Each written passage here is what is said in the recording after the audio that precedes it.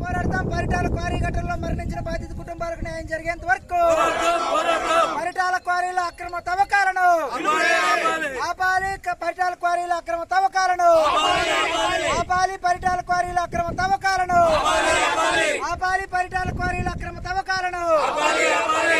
ఆపాలి. ఇల్లాలి భారత communist party. పోరాడతాం పరిటాల క్వారీ ఘటనలో మరణించిన బాధిత కుటుంబాలకు న్యాయం జరిగేంత వరకు పరిటాల క్వారీల అక్రమ తవ్వకాలను ఆపాలి. పరిటాల క్వారీల అక్రమ తవ్వకాలను ఆపాలి. పరిటాల క్వారీల అక్రమ తవ్వకాలను ఆపాలి. పరిటాల క్వారీల అక్రమ తవ్వకాలను ఆపాలి. ఆపాలి. ఇల్లాలి భారత కమ్యూనిస్టు పార్టీ. పోరాడతాం పరిటాల క్వారీ ఘటనలో మరణించిన బాధిత కుటుంబాలకు న్యాయం జరిగేంత వరకు పరిటాల క్వారీల అక్రమ తవ్వకాలను ఆపాలి. పరిటాల క్వారీల అక్రమ తవ్వకాలను ఆపాలి. పరిటాల క్వారీల అక్రమ తవ్వకాలను ఆపాలి. పరిటాల క్వారీల అక్రమ తవ్వకాలను పోరాడతాం అక్రమ తవ్వకాలు నిలిపివేసేంత వరకు పోరాడతాం అక్రమ తవ్వకాలు నిలిపివేసేంత వరకు పోరాడతాం క్వారీల అక్రమ తవ్వకాలు నిలిపివేసేంత వరకు. ఎన్టీఆర్ జిల్లాలో వరుస వెంబడి ప్రమాదాలు జరుగుతున్నాయి. ఆల్ట్రాటెక్, రామ్కో, పరిటాల క్వారీ, ఇంకా విటిపిఎస్ కెనాలు అనేక ప్రమాదాలు జరిగి మృతుల సంఖ్య పెరుగుతూ ఉన్నాయి. ఇటు ప్రభుత్వ తన బాధ్యత నుంచి తప్పించుకోగలదు.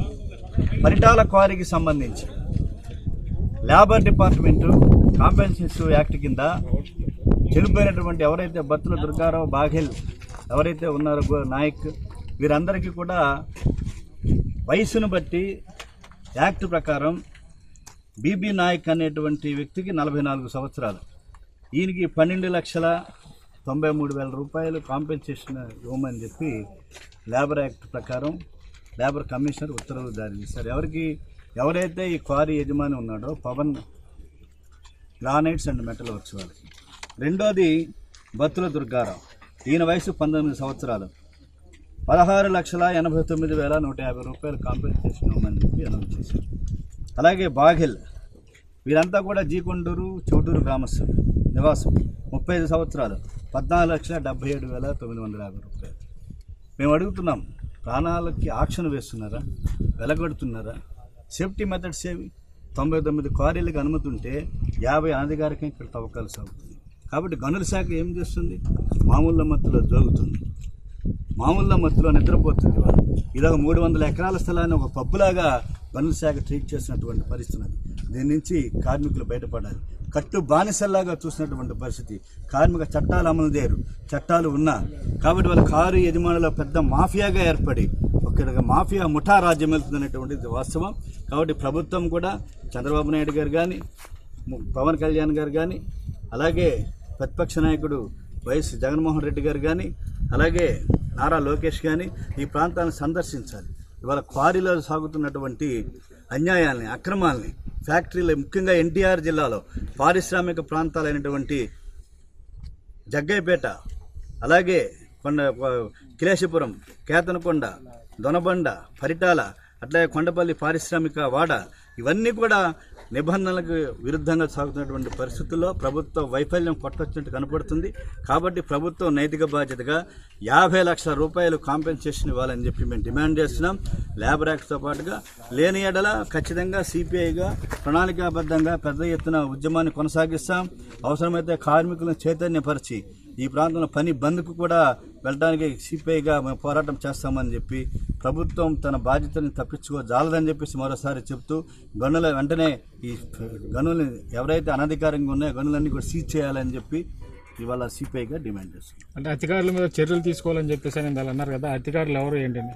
ఖచ్చితంగా గనుల శాఖ అధికారులు, దీంట్లో నో డౌట్ ఆఫ్ ఇట్. ఇవాళ ఉదాహరణకి ఆల్ట్రాటెక్ సిమెంట్స్ జరిగింది.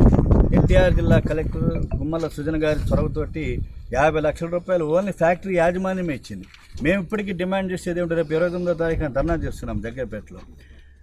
మరో 50 లక్షలు గవర్నమెంట్ ఇవ్వాలని చెప్పేసి నైతిక బాధ్యత వహించి, ఎందుకని అధికారులదే ప్రధాన బాధ్యత, దీని నిఘా అంతా దీన్ని పర్యవేక్షించవలసినటువంటిది. కానీ వాళ్ళకి నెలవారీ మామూలు రావటం వల్ల గనుల శాఖ అంతా కూడా, మైనింగ్ డిపార్ట్మెంట్ అంతా కూడా మామూలు మత్తులో నిద్రపోతున్నది. కాబట్టి నిద్రపోతున్న మైనింగ్ శాఖలో వారు ఎవరైతే బాధ్యులు ఉన్నారో వారందరినీ కూడా, వాళ్ళ మదనపల్లిలో రికార్డులు తగలబెట్టారు. సిబిసిఐడి దర్యాప్తు పిలిపించారు. నేను అడుగుతున్నా, ఇవాళ అల్ట్రాటెక్ సిమెంట్, రాంకో, పరిటాల ఎందుకని మీరు దర్యాప్తు చేయరు? దీనికి కారణం ఎవరు? కాబట్టి ప్రభుత్వం కూడా నైతిక బాధ్యత ఉన్నది.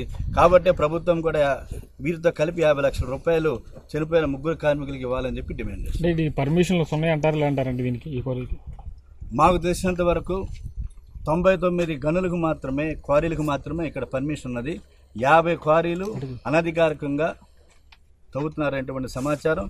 కాబట్టి వాటిని సీజ్ చేయమని చెప్పేసి కూడా సిపిఐగా డిమాండ్. అంటే ఇప్పుడు మీరు వీటీపీఎస్కి సంబంధించి నేను ఒక 3 రోజుల క్రితం ఒక బాబు చనిపోయాడు. 3 సంవత్సరాల బాబు వీటీపీఎస్ నుంచి వచ్చే బూడిద వల్ల కాలువలో పడి చనిపోయారని చెప్పారు. దాని మీద ఏంటి? సిద్ధార్థ నాయక్ 2.5 సంవత్సరాల బాలుడు కూలింగ్ కెనాల్ కిలా దగ్గర ఉన్నటువంటి కూలింగ్ కెనాల్లో పడి చనిపోవడం జరిగింది. మేమేంటంటే ఆయనకు కూడా, ఆ కుటుంబానికి కూడా కేవలం 2.5 లక్షలు ఇచ్చి పంపించేస్తామని చూస్తున్నారు.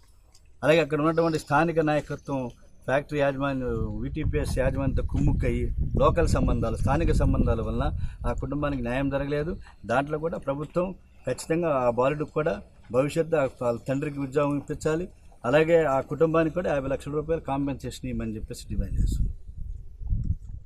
పోరాడతాం. పరిటాల క్వారీ ఘటనలో మరణించిన బాధిత కుటుంబాలకు న్యాయం జరిగేంత వరకు పరిటాల క్వారీల అక్రమ తవ్వకాలను ఆపాలి. పరిటాల క్వారీల అక్రమ తవ్వకాలను ఆపాలి. పరిటాల క్వారీల అక్రమ తవ్వకాలను ఆపాలి. పరిటాల క్వారీల అక్రమ తవ్వకాలను ఆపాలి. ఇల్లాలి భారత కమ్యూనిస్టు పార్టీ.